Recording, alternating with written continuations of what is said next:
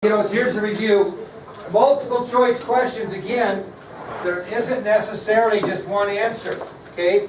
So, I may ask you a certain question. For example, I might say to you, instead of attending West Point, Harry S. Truman went to work from 1901 until 1918, A, as a timekeeper for the Santa Fe Railroad, B, in the mailroom of the Kansas City Star, C, on his family farm, D, all of the above, E, A and C above, blah, blah, blah. That's the format. So let me tell you what you need to know now, okay?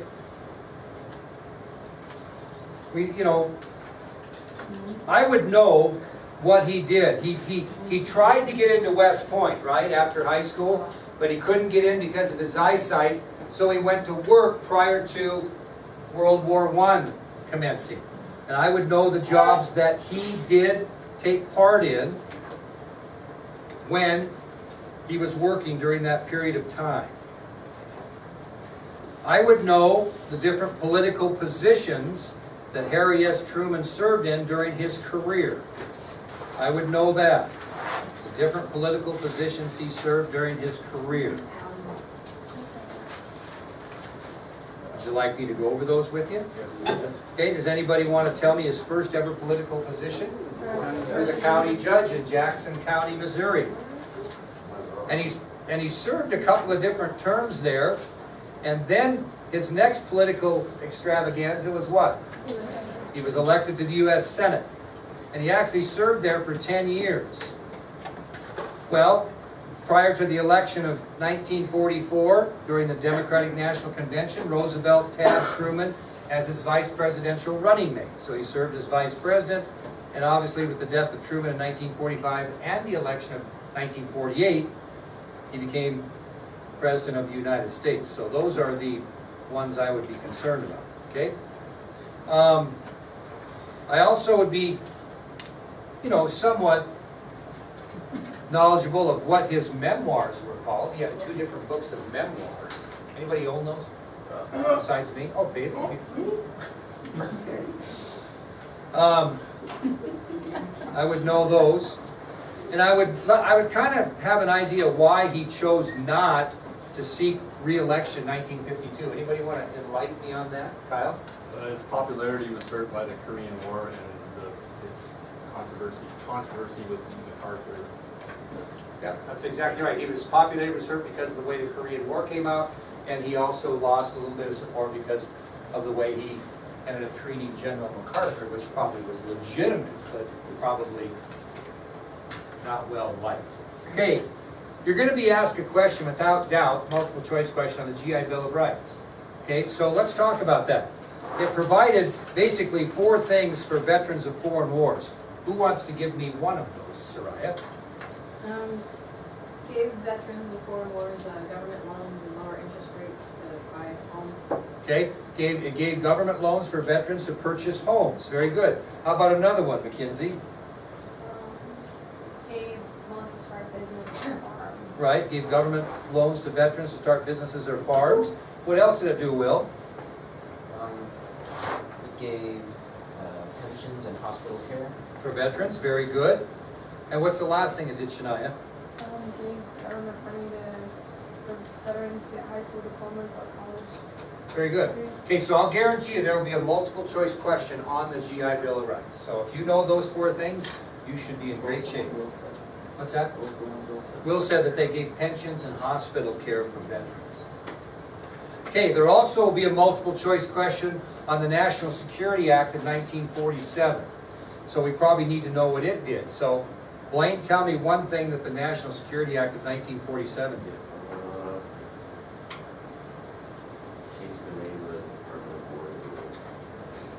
That's what it did, yeah. And even though the Department of Defense was not created until 1947, it had a Secretary of Defense, but it was called the Secretary of War at the time. So it actually created the Department of Defense, which was formerly the Department of War, and it appointed a Secretary of Defense within the President's Cabinet, even though, if you think about it, we had a Secretary of War prior to that, so it just changed the name. It also appointed 3 assistants to the Secretary of Defense. Sierra, can you give me one? Secretary Secretary of Navy. Okay, another one, Gracie. Secretary of the Air Force. Okay, and the last one, Talon. Very good. So that's what the National Security Act did, and I'll guarantee you there will be a multiple choice question on that. Okay, how about the 22nd Amendment to the Constitution, Milo? What did that do? Limited to president to 2 terms. Now be careful. Be careful. The law limited the length of service as President of the United States to 2 elected terms. Be careful on that because Harry Truman assumed the presidency, right? Okay, so he could be elected in 1948, which he was, and he could have been elected in 1952. So he could have served more than 2 terms, but the rule says 2 elected terms. So don't get messed up on that. There will be a multiple choice question on that as well. There also will be a multiple choice question on the Taft-Hartley Act. So Bailey, if you can tell me one of the things that the Taft-Hartley Act of 1947 did. Well, let's start, let me change that question. What was the purpose of it? Then I'll get to what it actually did. But what was the actual purpose of the Taft-Hartley Act? To reduce the power of organizational labor. Organized labor, yeah. So it tried to reduce the power of organized labor. Okay? Now, how did it do that? Basically, it was union busting. They tried to break up organized labor unions, is what they did. How'd they do that? Give me one way they did that, Keller.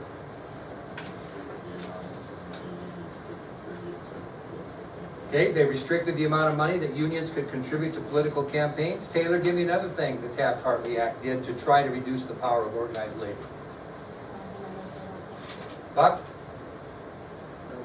How's it going? Where are those binders? Well, don't you think you have it in there? No, it's actually at my house. Nice, okay. How about you, Kylie? Okay, and an injunction is a judicial order that prohibited employees from violating their signed agreement. So it allowed employers injunctions against striking employees. And what's the third thing it did, Brooke? Required all employees and leaders to sign non-communist. Okay, required all employees and union leaders to sign non-communist oaths. There will be a multiple choice question on that. Now, there are going to be multiple choice questions on the election of 1948. So let's make sure we know who's who.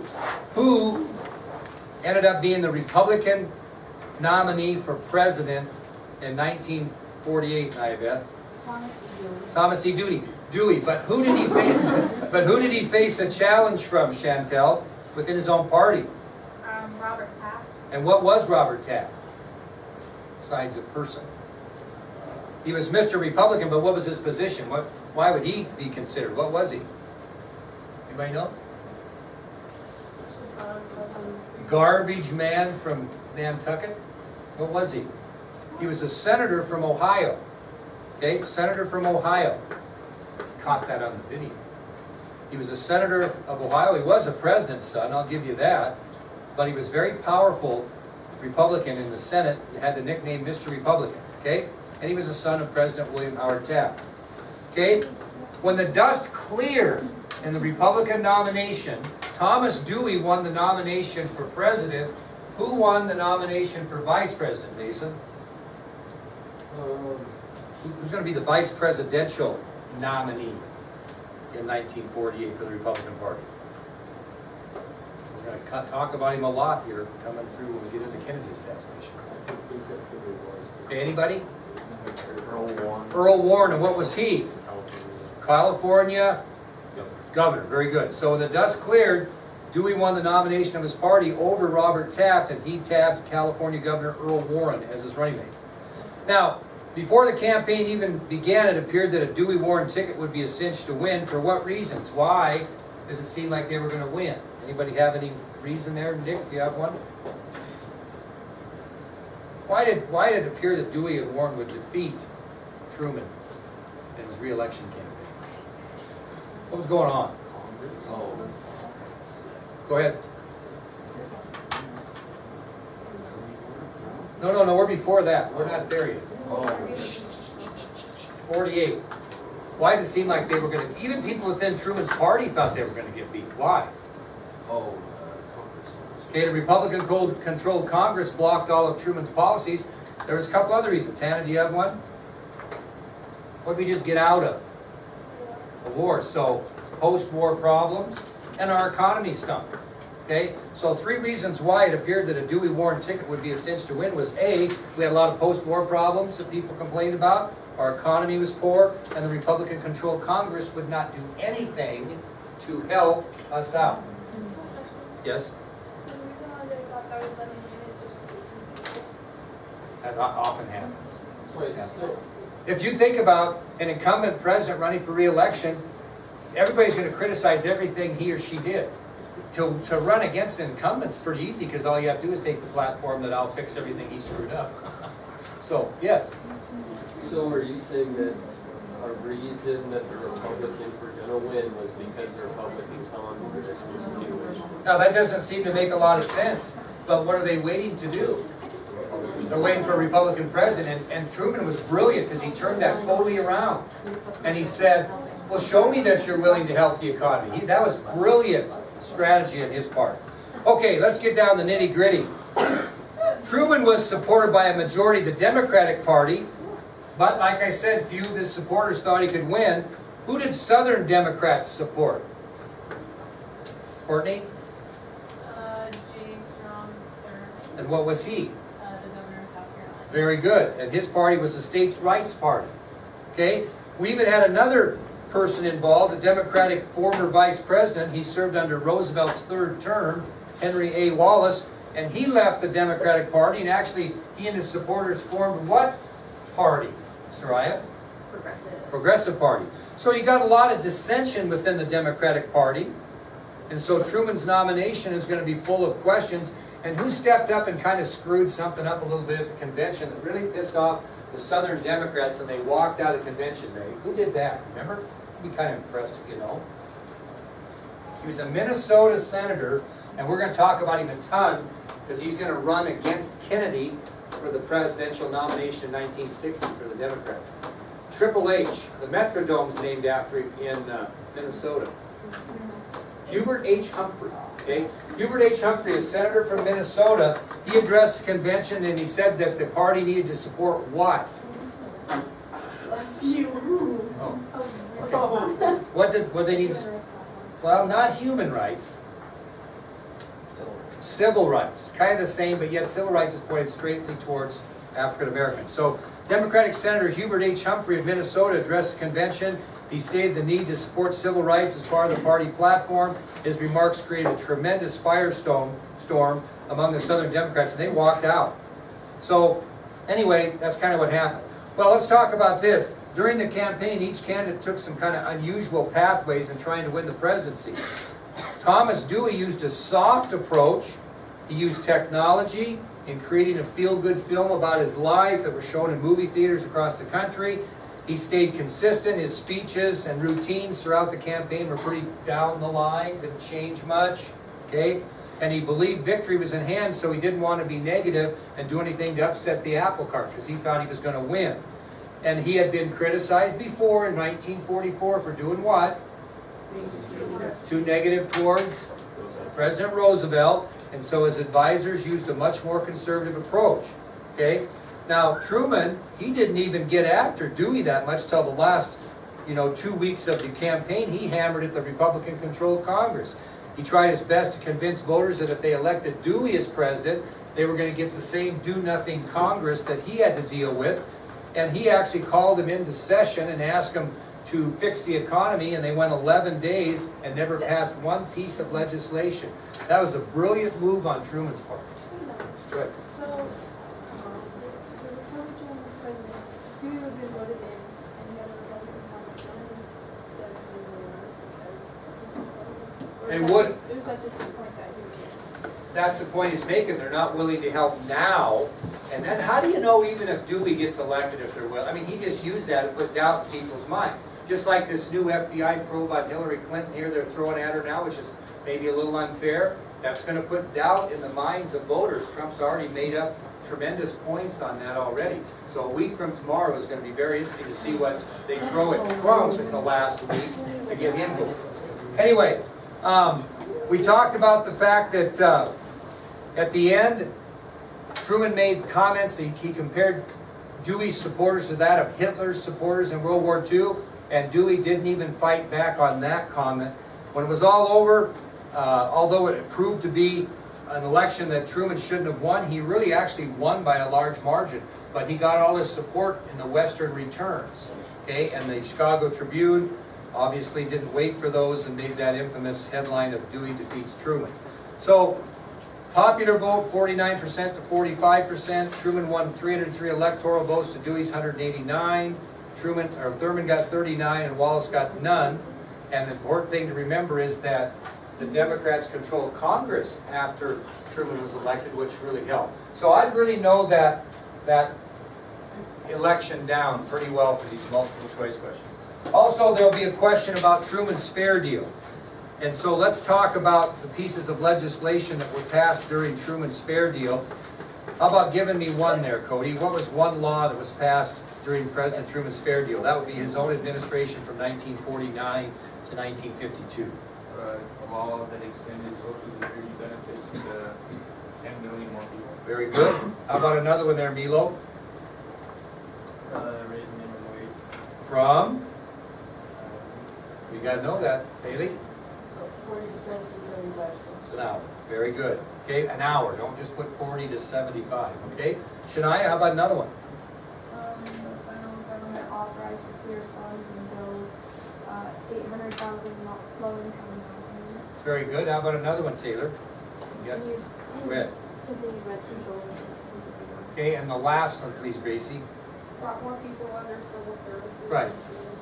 Very good. Civil service, great jobs. That would be like the things that Roosevelt did when he took over. Yes, Taylor? How many houses did they make when they built? About 800,000. Yeah. So these there will be a multiple choice question over the fair deal. One multiple choice question. Okay, there'll be one over internal security. And I think the thing you need to know about internal security and communism in the United States is that there were how many federal employees have been investigated between 1947 and 1951 concerning internal security? 3 million approximately. How many resigned after the investigation, Kylie? And how many were fired as security risks, Mason? 3,000. So they were resigned. How many were actually fired? 212. Okay? Now, after that, they began to invest communist activity in the United States, and they passed a law called the Internal Security Act of 1950 after they found 11 communist leaders that were in the United States at the time. And the Internal Security Act required communist organizations in the United States to either submit their membership, well, not either, but to submit their membership list to the Office of the Attorney General and release their financial operations. So there will be a multiple choice question on concern over internal security and concern over communism. Okay, here's some short answer questions now.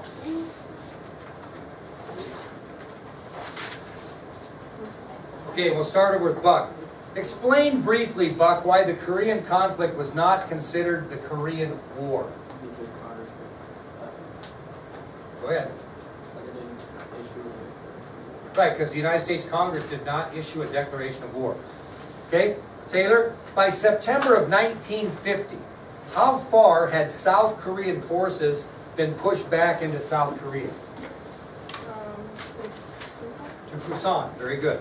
Okay, Gracie, by mid-September 1950, where did General Douglas MacArthur and the American military forces stage their famous amphibious attack? Incheon. Yeah, Incheon. Okay? I expect these to be spelled correctly, so put some time into that. Incheon. Okay, Soraya, my dear, because of General MacArthur's brilliant strategy in Korea, by October 1st, 1950, where had the North Korean army been pushed back to? North of the 38th parallel. Very good. Not the 38th parallel, little north of the 38th parallel. Very good. Okay? So just put just north of the 38th parallel. Chantel, my dear, I want you to give me a brief explanation of why China entered the Korean conflict. Why did China enter? You shouldn't have to look, you should just pop that out. So they said to stay clear of the Yalu. Okay, who said? China. The Chinese The government. Chinese government said Go ahead.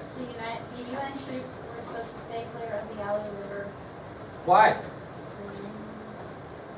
Because it was the what? Between The what? border Between, China and North they did not want to be threatened. They didn't want their border threatened. So what happened?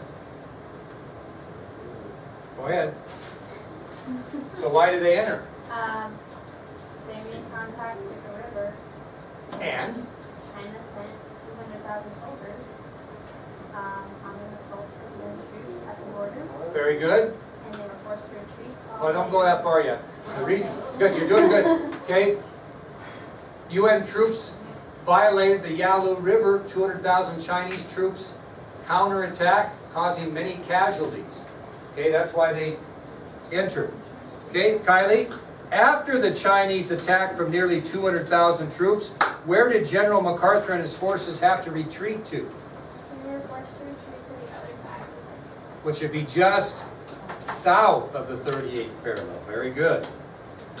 Okay, Shania, what specific issue did General Douglas MacArthur and President Harry S. Truman disagree on that led to MacArthur's campaign for his cause against the president? What did they disagree on? MacArthur said he was going to use atomic bomb. And before that, he wanted what?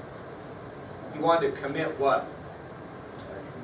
Massive troops to Korea, and he also would be willing to use the atomic bomb to achieve total victory.